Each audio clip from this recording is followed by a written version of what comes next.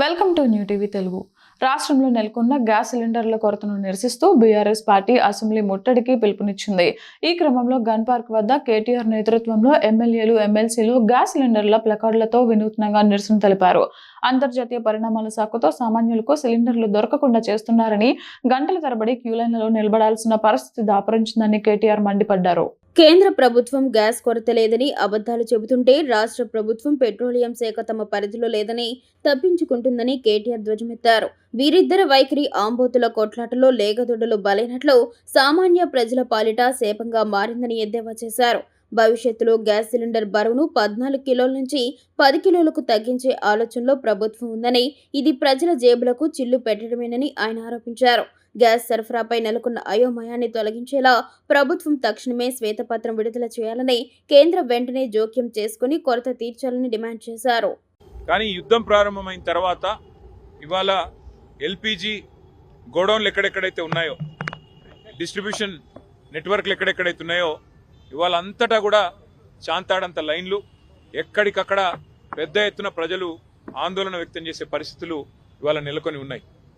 ఒకవైపు కేంద్ర ప్రభుత్వమేమో పార్లమెంట్లో అడిగినా, పార్లమెంట్లో మాట్లాడినా, బయట మాట్లాడినా ఏ కొరత లేదు, మేము చూసుకుంటున్నాము, మేము మేనేజ్ చేస్తాము అని వారు చెప్తా ఉన్నారు, నమ్మబలుకుతా ఉన్నారు.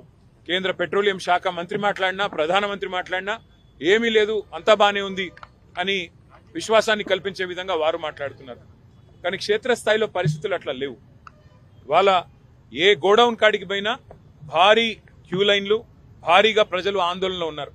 రాష్ట్ర ప్రభుత్వమేమో కేంద్రం సహకరించట్లేదు, సప్లై లేదు, ఇబ్బంది ఉంది, కేంద్రం ఏమీ చేయలేకపోతే మేమేం చేస్తాము, పెట్రోలియం శాఖ మరి కేంద్ర ప్రభుత్వ ఆధీనంలో ఉంటుందని చెప్పి రాష్ట్ర ప్రభుత్వం తప్పించుకునే ప్రయత్నం చేస్తూ ఉంది. మాకున్న విశ్వసనీయమైన సమాచారం ఏంది అంటే, కేంద్ర ప్రభుత్వం కూడా ఈ 4-5 రాష్ట్రాల్లో ఏవైతే ఎన్నికలు ఉన్నాయో అప్పటిదాకా ఆగి మే 4 తర్వాత మరి సిలిండరు సైజును కూడా తగ్గించే ప్రయత్నం చేస్తూ ఉన్నారు అనేది మాకున్న విశ్వసనీయమైన సమాచారం. 12 కిలోలు కాకుండా 10 కిలోలు ఏదో చేయాలి అని ఒక ఆలోచన చేస్తూ ఉన్నారు. లేదు, నిజంగానే సప్లై లేదు, ఇబ్బంది అవుతుందని చెప్పి చెప్తా ఉన్నారు. కానీ నిజానికి ప్రజలకు వాస్తవాలు తెలియనీయకుండా, ప్రజలకు వాస్తవాలు చెప్పకుండా మభ్యపెట్టి, ఇబ్బంది పెట్టి సామాన్య మధ్యతరగతి ప్రజలను రెండు ప్రభుత్వాలు కలిపి గోసబుచ్చుకుంటా ఉన్నాయి.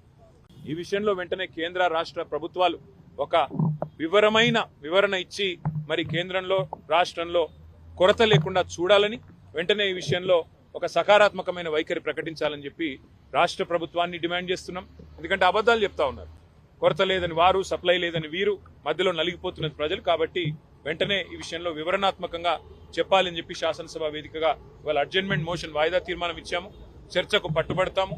ప్రభుత్వం స్పందిస్తే మంచిది, స్పందించకపోతే తప్పకుండా ప్రజల తరపున ప్రశ్నలు అడుగుతూనే ఉంటాం, నిలదీస్తూనే ఉంటాం. Thank you.